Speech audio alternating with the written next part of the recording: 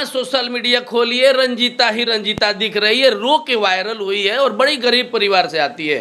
रंजीता का इंटरव्यू अभी तक नहीं हुआ। लोग हमको कह रहा था भैया किस टाइप का रिकॉर्डिंग करते हैं कि अभी तक रंजीता का इंटरव्यू नहीं हुआ।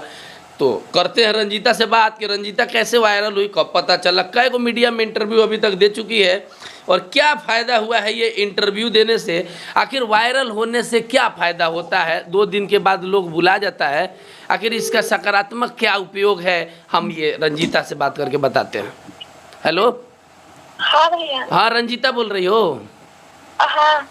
क्या हाल है रंजीता? पूरा बिहार तुमको जान गया है 10 दिनों के अंदर में। कब से वीडियो बनाती हो? तुम्हारे बारे में कुछ लोग जानना चाहता है, तो कुछ सवाल है मेरा, इसका जवाब दे दो। भैया 7-8 साल से वीडियो बना रहे हैं। कितना उम्र हुआ रंजीता तुम्हारा? 17 17 साल है। 7-8 साल से यानी 10-11 साल की थी तब से वीडियो बना रही हो?